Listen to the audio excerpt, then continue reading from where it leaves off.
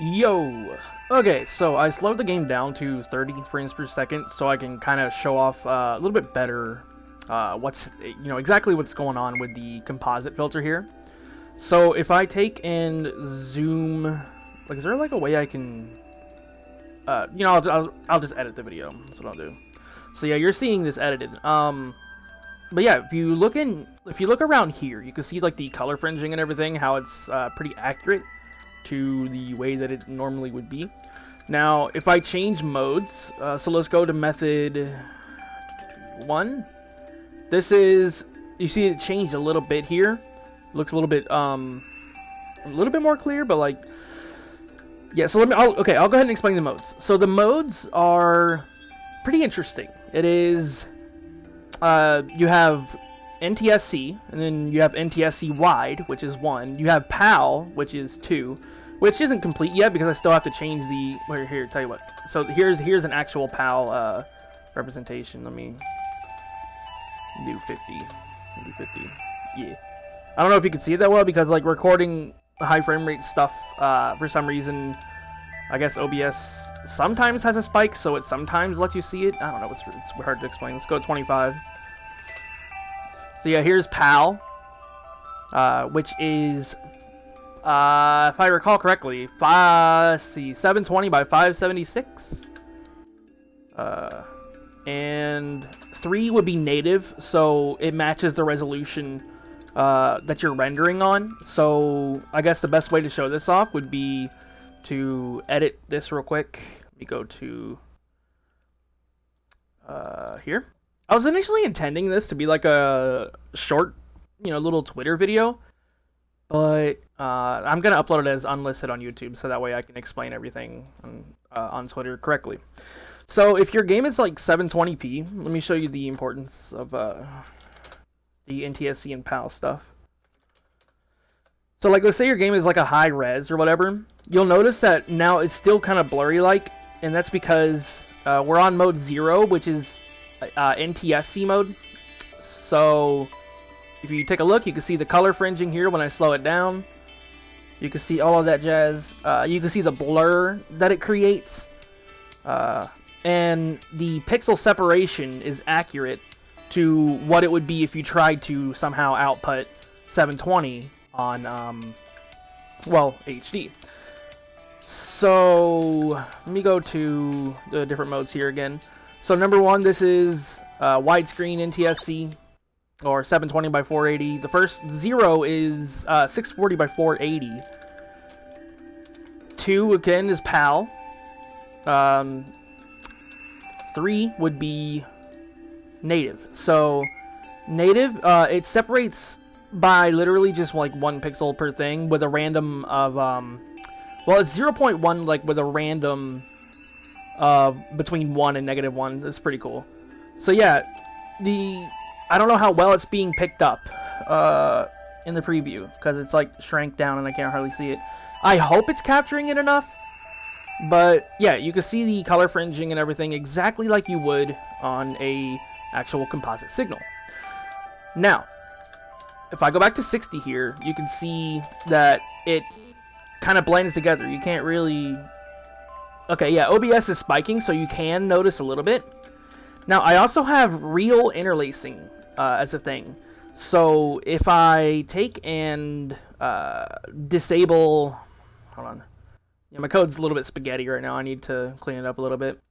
If I take and disable the composite filter and just show you the interlacing, it is kind of cool. So, you can see, like, right here, there's no interlacing being done. But if you move left and right, you can see by the characters, you can see the field swapping a little bit, I guess. But yeah, it's pretty cool. It's really accurate to what it actually would be if you were using a real interlace signal, only without the 30 frames per second lag. I mean the half frame input lag thing, or whatever you call it. But yeah, you don't have that, and yeah, you can simulate extremely realistic interlacing stuff. So like, if you had, tell you what, let's go ahead and make an actor here flash. Like, 1 frame. So we're gonna do this. We're gonna go. So I don't know if like wait by 1 frame actually waits by 1 frame, but we'll see. So we're gonna turn transparent on and transparent off, and wait for 1 more frame. So basically, this is going to, this actor here, this little dude is gonna be flashing in and out. So like 1 frame. Now it doesn't look, yeah, okay. So there is like a smaller delay, but if I zoom in, if this was exactly frame by frame, like here, maybe I can do. Oh, there you go. I paused it on him. Check it out. You can see like half of him is visible and half of him isn't. Again, that is because we're using extremely realistic interlacing. So I'm using 144 Hertz monitor, so I'm just going to turn this on, and yeah, it's still not going to keep up properly. But that's okay, though. The point gets across. You have real interlacing, as I was saying. It's really cool. And real composite filters. So yeah, this is... I've been working my butt off on this, actually. Getting the interlacing done was such a pain in the rectum. Dude, okay, this right here was the culprit the entire time. So I had to modify the Create Pixie app so that it preserves the drawing buffer. But that, for some reason, I don't know how I fixed it, but at first, it wasn't getting the full image, I think. I don't know, it was like super weird.